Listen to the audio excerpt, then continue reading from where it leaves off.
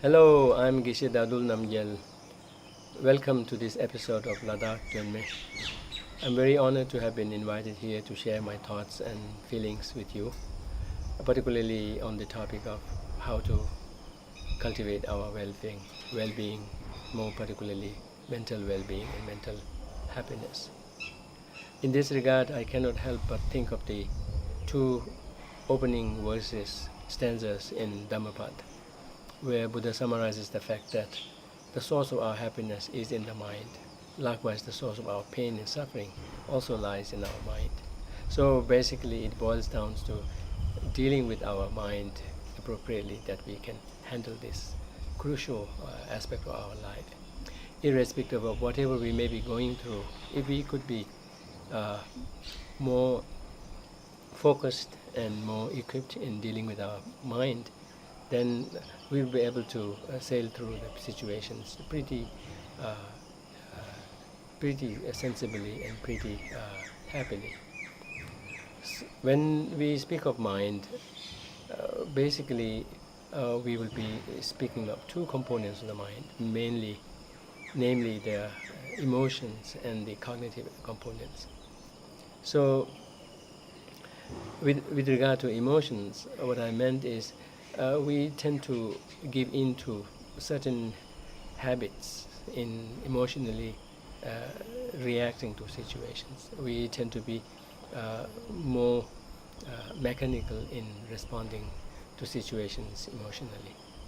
So here, if we become aware of our mind and train in the habit of checking with our mind every once in a while, we will be able to do better in terms of responding to situations in what with what kind of emotions we want to, rather than having to be dictated or rather than having to be dragged into a particular way of thinking or way of reacting. So in this regard, I can think of our habit of being so self-centered and self-obsessed. That's one kind of a emotion that we tend to give into a lot and suffer from much. Uh, Although yes, this is natural for us to be self-centered, to be self-obsessed, to be too protective in our effort to guard our own well-being. But in a way, it turns out to be a mistaken approach. Given that we have this natural aspiration for happiness and freedom from suffering, the most appropriate way to go about achieving that would be to train in more altruistic way of thinking, train in a way we are more considerate of others, because our life is so dependent on others. We just have to depend on others. There's just no other way. So becoming too protective kind of shuts us down to that fact of interdependence, and kind of it narrows our space and makes our life terrible. So that's one area where we could uh, bring in a change in terms of responding to situations emotionally, instead of giving in to too self-obsessed, self-centered, protective way of relating to things. If we could be more open-minded, more caring, and more respectful of others, then you could see a sea of change in how our thoughts and actions spring out of that in a much more beneficial way. Another area that I spoke of earlier is outlook, perspective. In this regard, I can give you an example. We tend to have this belief that things are clear-cut, fixed, cut out things, and we tend to then believe into that and tend to think of things in this departmentalized way, whereas in reality things are very connected and very fluid, amenable to change. So just as the saying goes, we have to be warned against this gap between reality and appearance. Very often when I go to malls and cities, I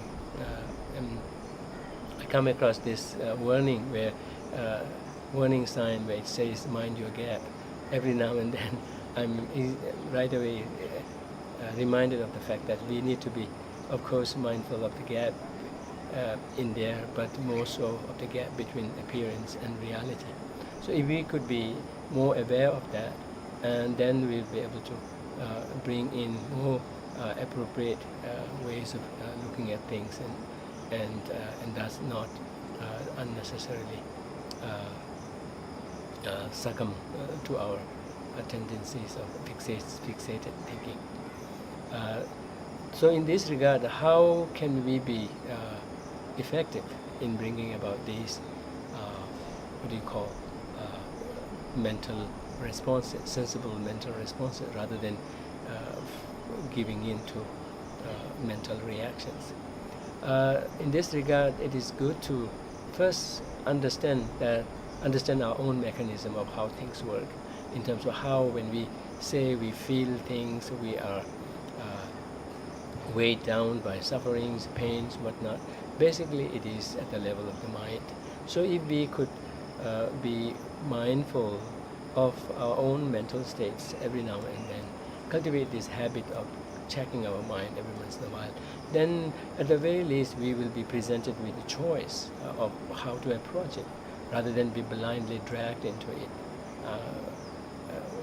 and only realize it when it is already too late. So cultivate this habit of checking one's mind, coming back to one's mind every once in a while.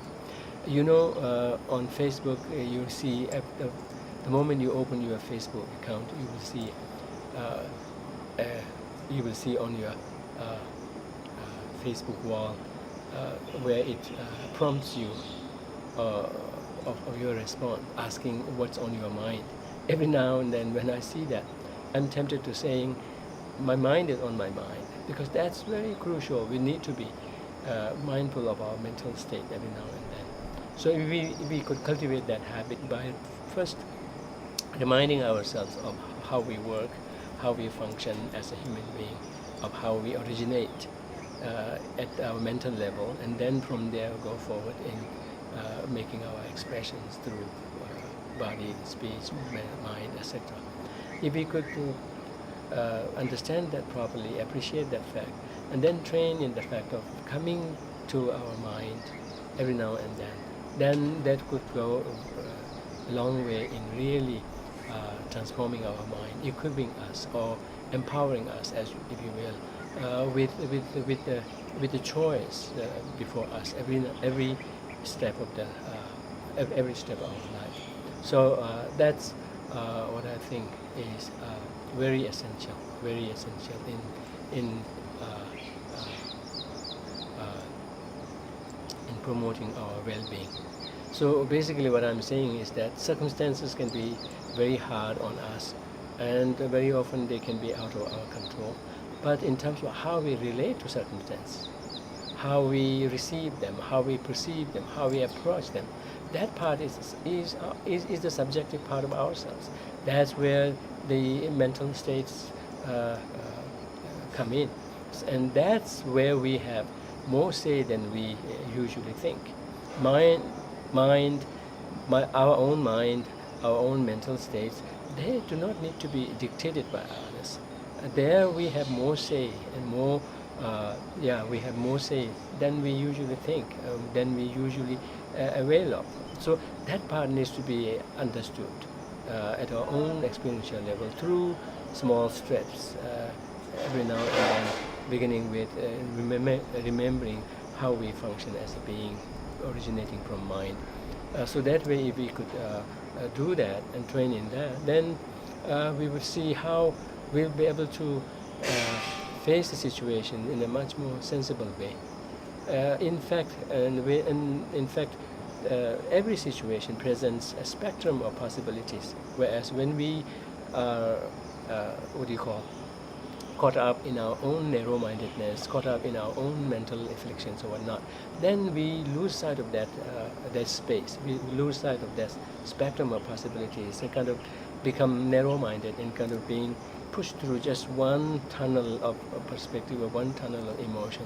That's what makes our life very vulnerable and very terrible. And the way to avoid that, get over with that, is by training in coming back to our mind every once in a while. And that will only come if we consistently train in that. And then what happens is, if we build that habit, every once in a while we will find ourselves. We will recognize our state of mind, be that calm or a disturbed state of mind. When we find ourselves in a disturbed state of mind, then that kind of awareness will remind us of what needs to be done, like taking a deep breath, few rounds of deep breath, by counting our breath, by coming back to our own sense of calmness, kind of by drawing from our own innate sense of peace, innate sense of calm, which is always within our reach with us, except we do not seem to succeed in availing it. And that in that we will succeed only when we remember, only when we recognize what state of being we are in the first place, and then know what needs to be done. So basically what I'm suggesting is cultivate this habit of keeping one's mind on one's mind. Cultivate this habit of coming back to one's mind every once in a while. Of course, one would not want to overdo this, checking overly, but every once in a while, if we remember to come back to our mind, and particularly at the outset of any particular meeting, any particular major event that we are going to face, if we could take a moment in checking our mental state, that would go a long way in really making a difference in how we proceed forward, how whatever situation we may be facing turns out to be acceptable. So that's how we'll be able to run our day rather than let the day run us. Basically, if we could be aware of our mental state, then we would be presented with the choice to make amendments if there is any need.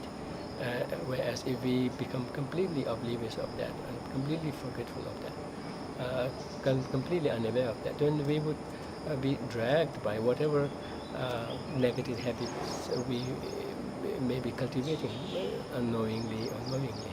And that's what usually happens, and we tend to blow up situations out of proportion and tend to then suffer. Usually it is very true, as the saying says, that we suffer more in our imagination than in reality. Reality, if we could understand it for what it is, then